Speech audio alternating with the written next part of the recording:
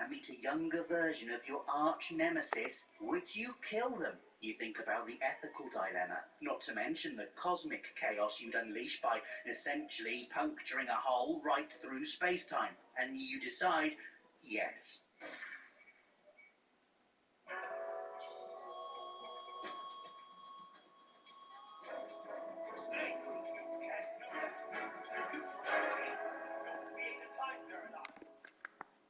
Trust Metal Gear to give you the opportunity to kill off a younger version of an established character and then punch down the fourth wall on its way to chastising you about it. That's the voice of Colonel Campbell, who, let's not forget, during the time of MGS3 in 1964 would only be in his 20s, broadcasting through time to let you know you've created a time paradox. A wonderful Easter egg for series fans. They knew we were going to kill him given the chance, and a game over that is totally worth the effort of reloading.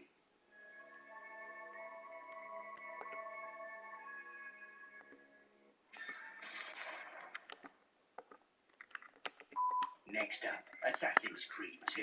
Now, the thing with Assassin's Creed, especially the earlier games, is that when you're allowed to walk around a massive, sprawling, densely populated open-world city stuffed full of, let's just say, annoying NPCs, and you're also given a hidden blade which you can use on anyone and at any time, let's just say it's incredibly tempting to, you know.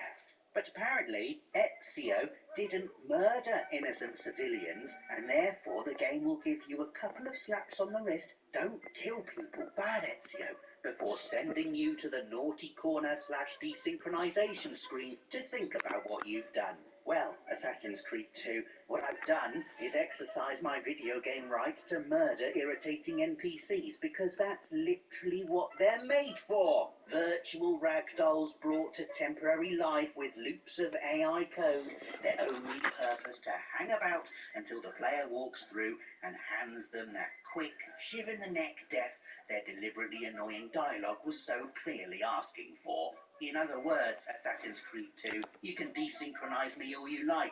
I will keep doing this because the NPCs deserve it.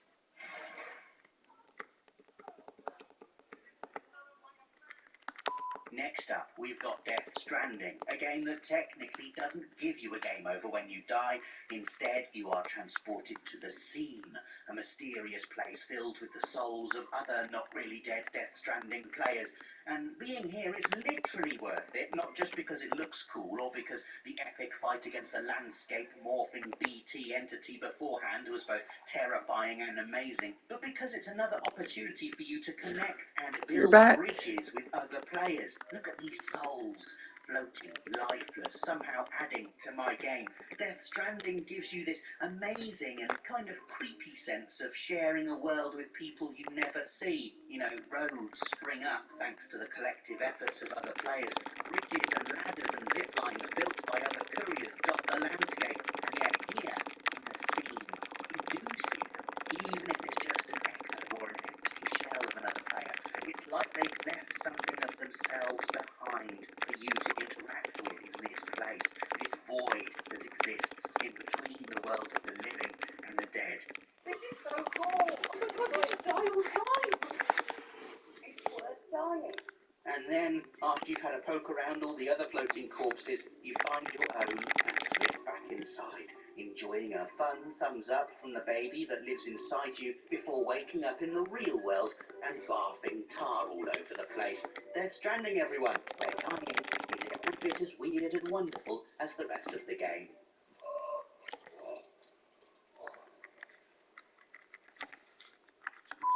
Our next entry is the original Tomb Raider, a game we died in so many times during our first playthrough 24 years ago. Good lord, that makes me feel old. Either by falling off a high place or on some spikes or being mauled by a T-Rex, that eventually we just kind of got desensitized to the game over screen. You know, hearing Lara cry out as we clumsily sent her to her doom just became part of the background noise of the game. There was one death, however, that we should have seen coming, and let's be honest, we all did see it coming, but was just impossible to resist. In the Palace Midas level, you're tasked with turning lead bars into gold using the famed golden touch of the mythical monarch. We all know the story, right? Power-hungry King Midas wishes for everything he touches to turn to gold, and in his greed neglects to think about things like food and toilet paper and other people. Similarly, here we are in the game, except it's not greed but curiosity driving us forward.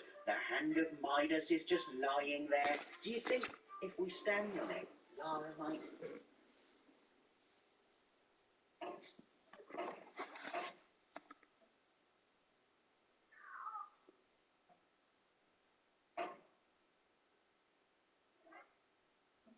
Oh, it's just so brilliant and horrifying. Of all the ways to go, that startled breath she does as presumably her insides harden into metal, the transformation inexorably creeping up her body until finally her face turns and she clunks to the floor, startled, sparkled, and very, very dead. So hands up who immediately called over a family member and did the same thing all over again just to show them.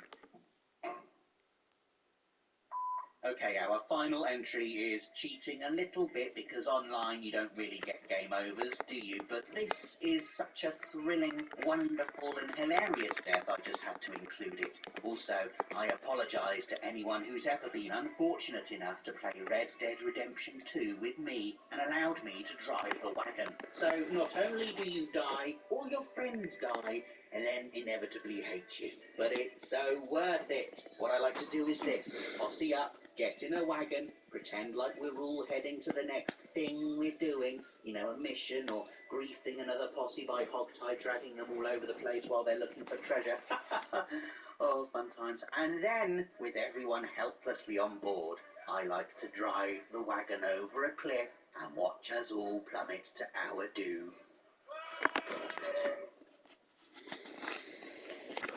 That lurching vertigo, that rush, the anticipation, the brutal impact, the annoyance of everyone I'm playing with. Oh, just inject it into my veins. Deliberately murdering yourself and your posse in Red Dead Redemption 2. Let us know your own examples in the comments. Give us a like if you enjoyed the video and click that notification bell so you always know when a new Friday feature goes live. Thanks for watching and see you again next week.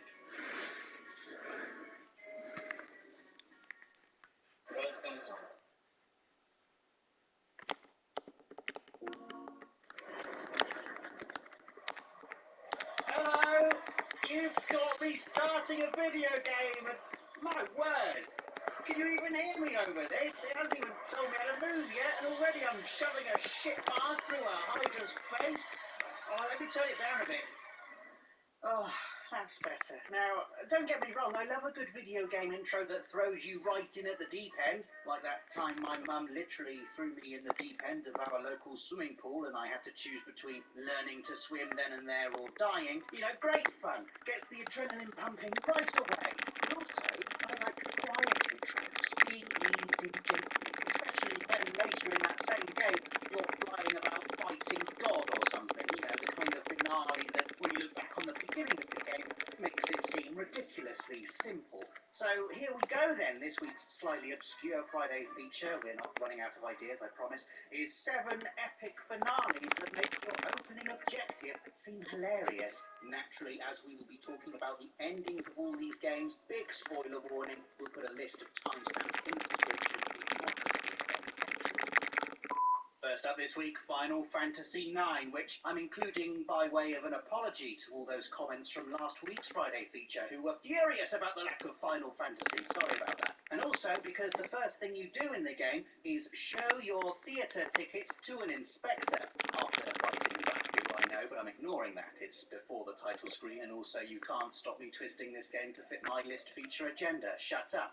As JRPG first objectives go, controlling little Vivi running around a bright medieval fantasy town and handing a theatre ticket over to an anthropomorphized something or other is about as quaint as it gets. And this is a genre that regularly has you running errands, Okay. delivering bread or collecting firewood from the forest outside towns. Alright. So it's about over. Let me just close this. Right, fuck. Exit this, and then just close it out. Okay, let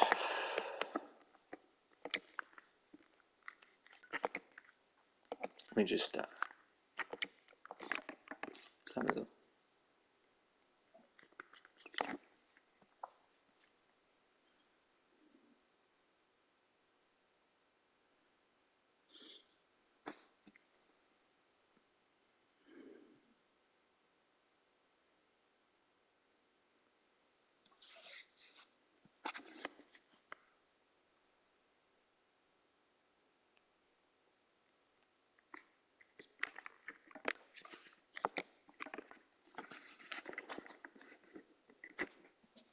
okay. It'll just take a bit longer. Then I can fucking take my time away from this game.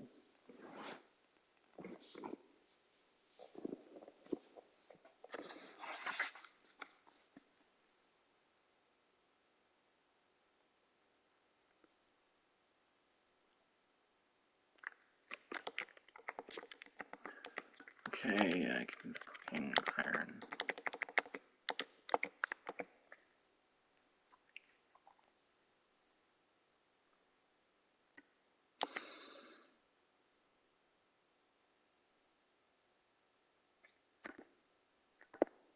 Okay, good. Give me your shit.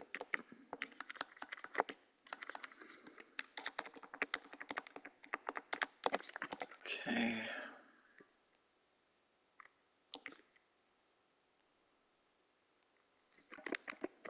Let's wait 48 hours. Fuck. Shit, man, this is... It's probably the most boring no, because the whole platinum was fun.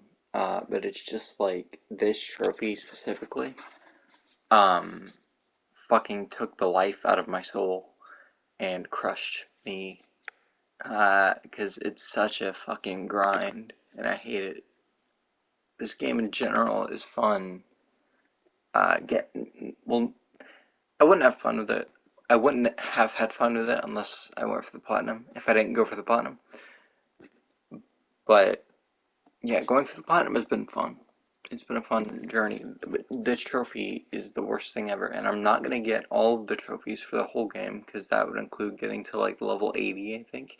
And that sounds like literal hell. So I'm not gonna do that. Yeah. But I probably will get more. Like, after a certain amount of time, we'll come back and get all the fucking, all the trophies for, like, Hearthfire, and maybe fucking, Dragonborn if I can be fucking bothered to do it. But honestly, like, the Platinum trophy for Skyrim itself is what matters to me. I don't care about getting all the trophies for all the expansions or whatever the fuck. I'm just... Holy shit, this has just been... I've been, like, here for the past few hours, just binging, PlayStation Access videos while doing this. So, it's been quite the time, and thank fuck it's almost over. Just like one more level, I think, should be enough to do that. Hopefully I can get one more level from just like that, and then making, the fucking, making the, yeah. Is that it? Okay. Yes! Oh my god. Oh my god, I can't believe it. Oh my god, it took so fucking long. I'm finally done. I am finally done. Holy shit. Oh my god.